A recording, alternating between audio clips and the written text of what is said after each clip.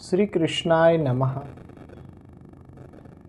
જ્યારે વાત આપણે શ્રદ્ધાની કરી રહ્યા છીએ તો શ્રદ્ધા વિના તો કોઈ કાર્ય કરવું શક્ય નથી, અને શ્રદ્ધા વિના જો કાંઈ કાર્ય કરી રહ્યા છો તો ભગવાન એ 17મા અધ્યાયમાં આજ્ઞા કરે છે કે અશ્રદ્ધયા હુતમ દત્તમ તપસ્તપ્તમ કૃતમ ચ યત અસદ ઇત્યુચ્યતે પાર્થ ન ચ તત પ્રેત્ય નો ઇહ।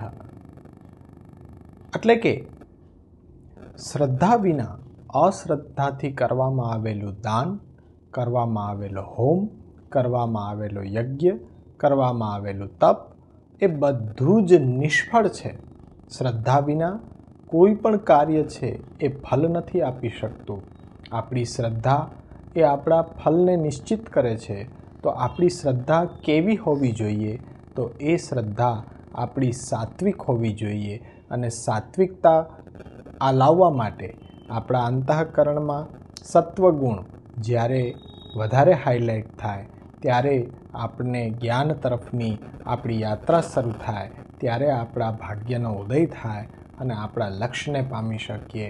તો સાત્વિકતા માટે જરૂરી છે આપણા દૈનંદિન વ્યવહાર, જીવન વ્યવહારની અંદર આપણે જે સાત્વિક વસ્તુઓ છે એને પ્રાધાન્ય આપીએ અને તામસી વસ્તુઓને આપણે છોડીએ, વ્યસનોને છોડીએ, અને આપણું વ્યસન તો આપણી શ્રદ્ધા, આપણું શાસ્ત્ર, આપણી સંસ્કૃતિ અને ભક્તિ હોવું જોઈએ।